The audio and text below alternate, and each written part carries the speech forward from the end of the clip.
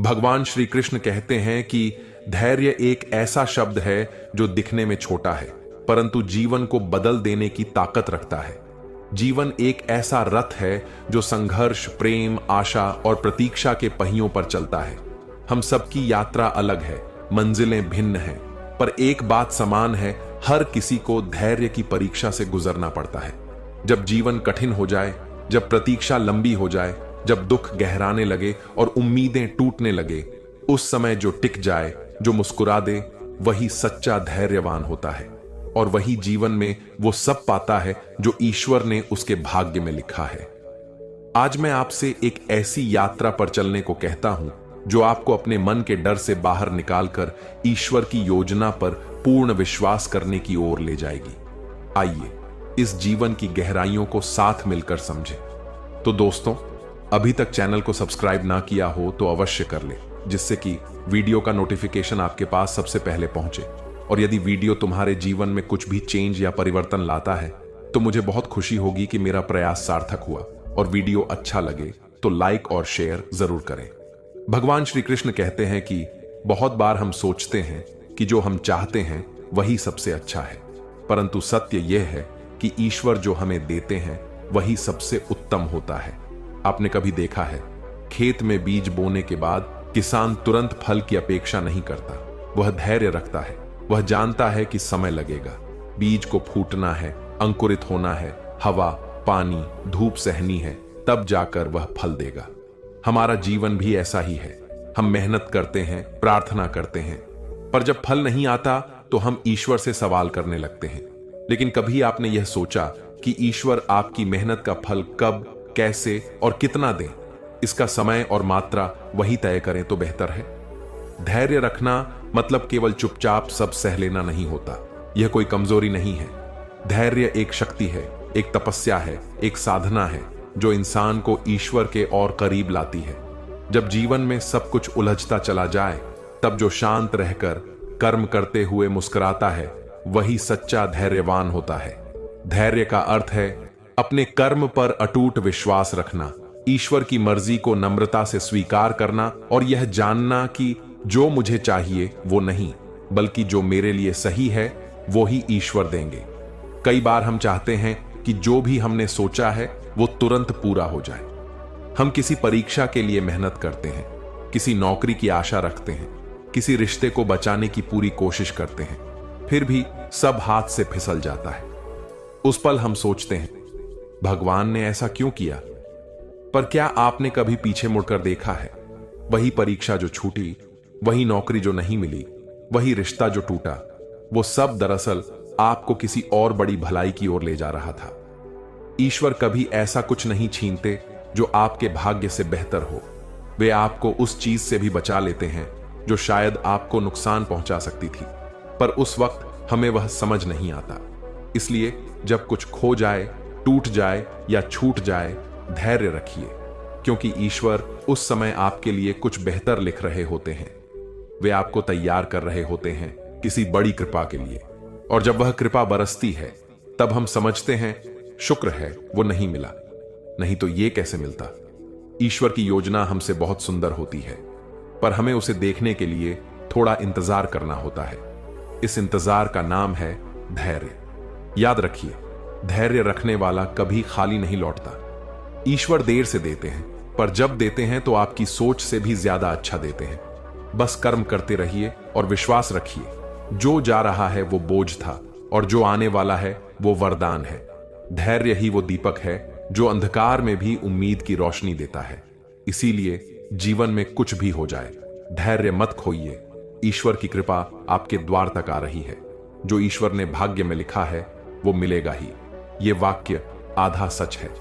पूरा सच यह है, जो ईश्वर ने भाग्य में लिखा है वो तभी मिलेगा जब आप उसके लिए कर्म करेंगे। ईश्वर हमारी किस्मत की लकीरें तो बनाते हैं, लेकिन उन्हें चलना हमें होता है। भाग्य में अमृत लिखा हो, परंतु अगर हम अपने हाथ बंद रखें तो वह कैसे मिलेगा? घर में दीपक हो पर हम उसे जलाएं नहीं तो उजाला कैसे आएगा? इसीलिए केवल बैठकर इंतजार मत कीजिए, उठिए, कर्म कीजिए और धैर्य रखिए। ईश्वर का निर्णय देर से आता है पर सही समय पर आता है। ईश्वर हमें हमेशा वही देते हैं जो हमारे लिए सर्वोत्तम होता है। लेकिन हमारी सबसे बड़ी भूल यही होती है कि हम उसकी तुलना दूसरों से करने लगते हैं। उसके पास ज्यादा क्यों है, मैंने मेहनत की फिर भी मुझे कम क्यों मिला। ऐसे सवाल हमारे मन में बेचैनी भर देते हैं और यहीं से जीवन की शांति छिनने लगती है। पर क्या कभी आपने ये सोचा है कि ईश्वर ने जो दिया है उसमें भी कितनी कृपा छुपी हुई है। हो सकता है कि जो आपको नहीं मिला वो दरअसल किसी दुख से आपको बचा रहा हो। जो देरी से मिल रहा है उसमें आपका सबसे बड़ा लाभ छुपा हो। जो मिल गया उसमें आनंद खोजिए, जो नहीं मिला उसके लिए अपने कर्म को और मजबूत बनाइए, और जो देर से मिलेगा उसके लिए धैर्य रखिए, क्योंकि ईश्वर की घड़ी सटीक चलती है। संतोष वह दीपक है जो भीतर से रोशनी फैलाता है। जिसने संतोष सीख लिया उसे जीवन में कभी कमी महसूस नहीं होगी।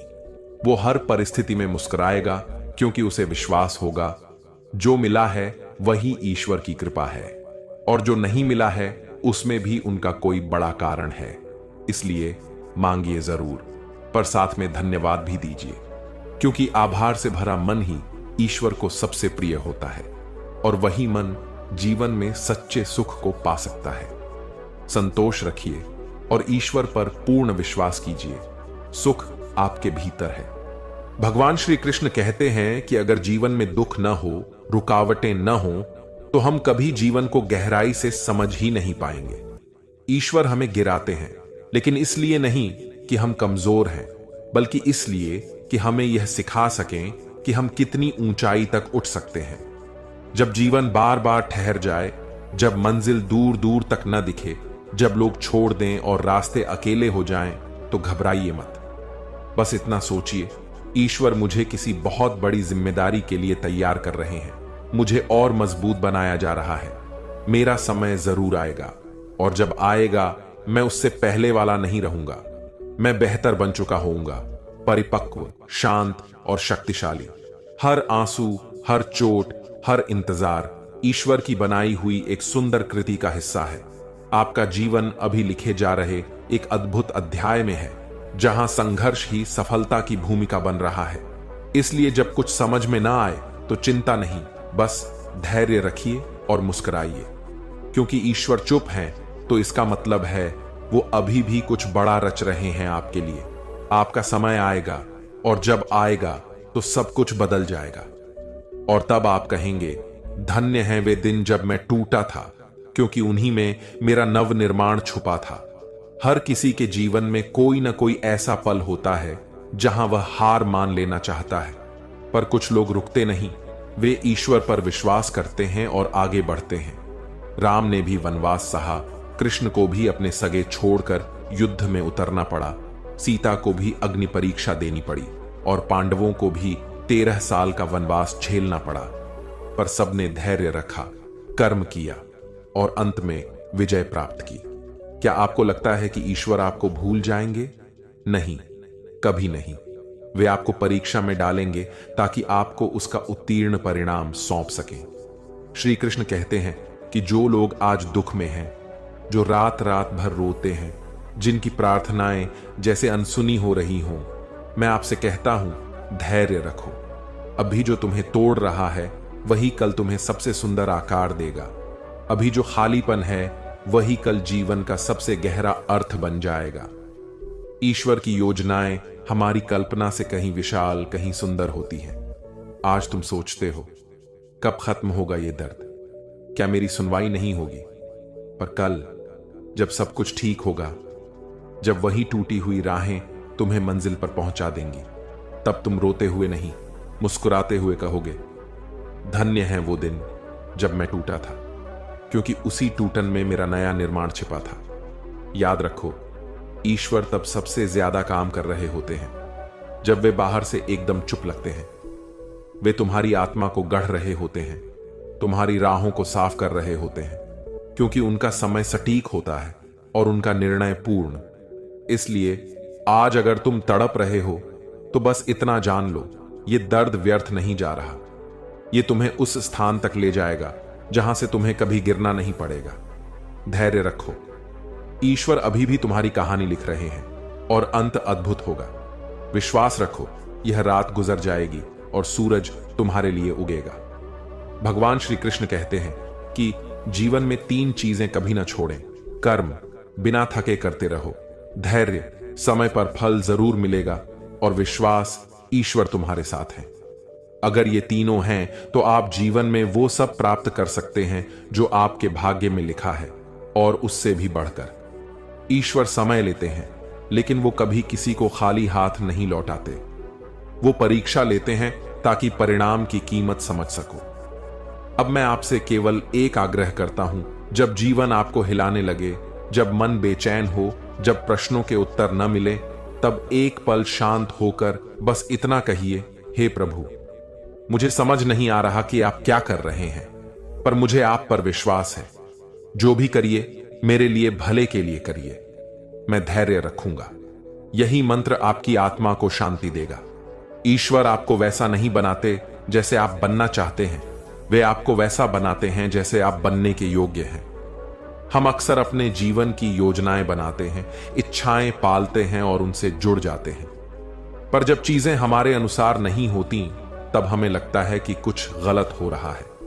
जबकि सच्चाई यह है, ईश्वर की योजना हमारी योजना से कहीं श्रेष्ठ होती है। जब जीवन में सब कुछ बिखरता है तो समझिए ईश्वर पुनर्निर्माण कर रहे हैं। वो आपको गिरा नहीं रहे, बल्कि आपको गहराई से गढ़ रहे हैं, ताकि आप उस स्थान तक पहुंच सकें जहां केवल महान आत्माएं पहुंचती हैं। धैर्य रखो, कर्म करो और भगवान की योजना पर पूर्ण विश्वास रखो। आपका समय आएगा, और जब वह आएगा तो इतना सुंदर होगा कि आप आज के सारे आंसू, सारी तकलीफें भूल जाओगे।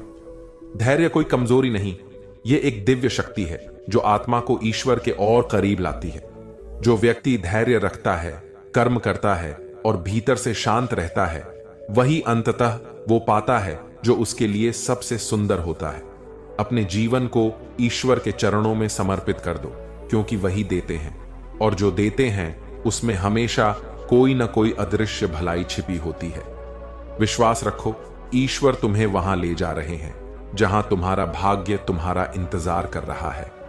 तो दोस्तों, मैं दिल से आशा करता हूं कि यह वीडियो आपको अच्छा लगा होगा।